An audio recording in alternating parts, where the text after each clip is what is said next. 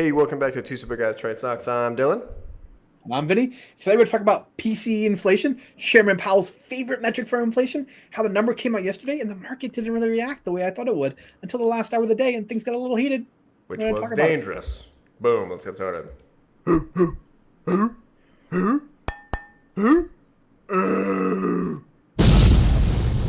Two stupid guys trade stocks.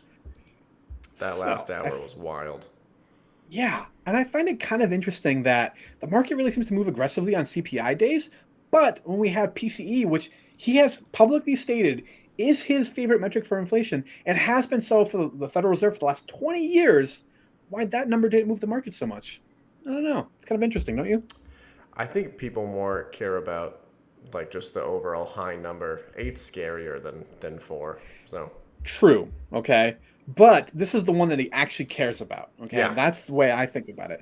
And I'm pretty sure when Chairman Powell saw this is exactly what he said. He was like, fuck, I'm going to have to raise rates aggressively. yeah, Yeah. which he All has right. been doing. Yeah. But, the question is how aggressively you still continue to be. So this is like a CNBC headline here talking about they basically flat out said it right here, too. Fed's preferred gauge shows inflation accelerated even though through August. So despite what you've heard, despite the commodity prices coming down, you're still seeing inflation persisting. Okay. That's the scary thing here. I get that, this isn't going to be the end of the world or anything like that, but the problem is that it's still continuing to linger. This is why he's talking so tough. This is why he's being so aggressive. It's not going away. So Oogie do you boogie think man. we get a full point end of the I don't year? think he's going to get a full point, but I think 75 basis points became a little bit more likely at this next meeting. They only have two meetings left this year. That's at the end of the presentation. I'm going to show you the dates for those. Oh boy. So core inflation. This is leaving food, which has been a aggressively increasing in prices, and energy off. All right, it still was up 4.9%. Right, That's a and lot. month over month, you're talking about almost a 0.5% month over month. That's aggressive.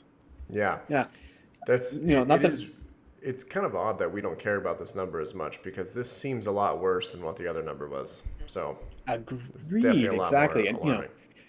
you go annualizing this out, that's even scarier. You're Yeah. talking about a 6% for core. That's a scary number. Yeah. Personal income did rise, although spending rose even more because people are just charging it away, which is why credit card debt's at an all-time high. Right? Hashtag America. Yeah, no, I love it. But when you're talking about the headline, even including this food and energy, right, still going up, despite the fact that gas prices have come down significantly. We're still seeing it. This was actually a snippet I took here from a CNBC video where he was asked. Yeah, obviously, look at the stock prices will tell you it's been a little while since this happened. But he was asked about PCE inflation in particular, and he flat out says that where it is their favorite metric, and it has been so for the Federal Reserve for the last 20 years, which is why I don't know why CPI is the one that moves the market on that particular day. I So this disagree is with that headline. He said, I don't think we have to have a recession. Yeah, we do. And that's yeah, okay. we do. I completely agree. So this is the actual PCE number comes out. It's from the Bureau of Economic Analysis, BEA. It's a government agency that issues this, and this is the actual news headline release that they're coming out with here, talking about how income was up, but kind of the expenses were up as well. They talk about the actual index here being up 0.3% as opposed to this excluding food and energy being up that 0.6%. That's month over month that they're talking about there. The actual numbers, when you dive into the paperwork here, you're looking at this down here where it's overall PCE up 6.2%. That includes food and energy. And when you have the food and energy taken out, it's 4.9%. So the traditional kind of thought process with inflation and controlling it with, interest rate increases is that the interest rate for the federal funds rate has to get above this core PCE number is what they were Right. saying. So you're talking about now 4.6%, which is 4.9%. So it still would have a significant upside, about 1.75 percentage points, 175 basis points from the current level.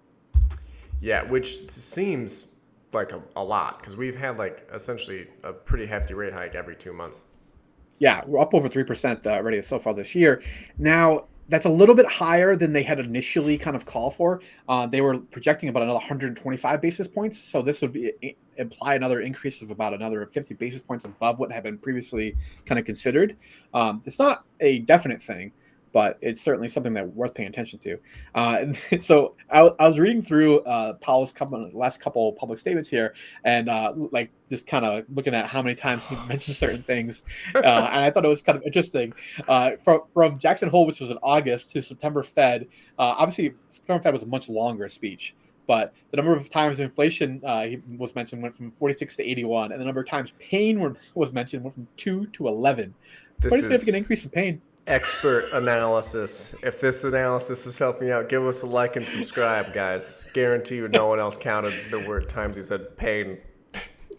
Yeah, I don't know why, but I thought it was entertaining. It's just like a horrible rap song, just pain. But when he's talking about PCE here, this is from that September meeting, talking about how the overall PCE was up 6.3%, which is basically flat with where we are. This is from July. We're at 6.2 right now. And when he excluded the core PCE, 4.6%. And in fact, we're 4.9 right now. So, even we haven't really seen a change since July even already on this kind of metric is kind of a point. And he even talked about in the actual speech how you look at it back on like a 12-month basis, and it was basically hovering around high 4s to 5%. Was like it was locked in that kind of category range and wasn't really moving from there. And it still hasn't moved from there after this most recent metric. Yeah. Geez. Do you know why they're so keen on taking food and energy out of that calculation? Volatility.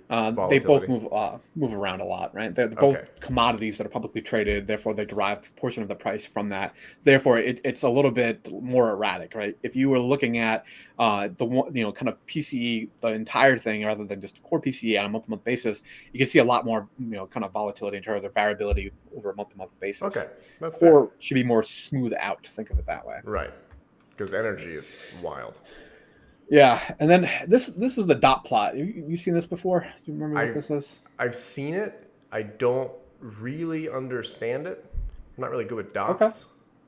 Yeah, I got you. So this is actually a survey of the Fed governors, and they're basically saying where they think the Fed funds rate will be at during that time period. So along the bottom here, you have 2022, 2023, 2024, 2025, then where the longer run is after that.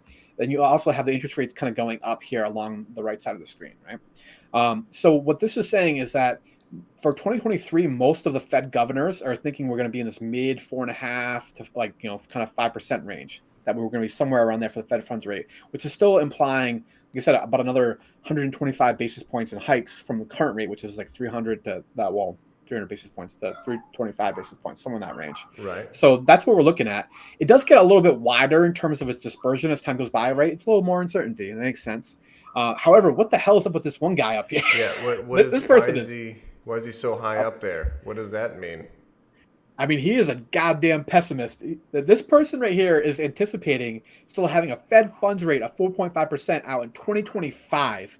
I don't know if they hit the wrong button or if they really think the inflation is going to stick around for the next 3 years. I think we're going to see a job opening to replace that guy, because we should keep an eye on Fed fund job openings there, because when you're that far away from your peers, probably shouldn't be there.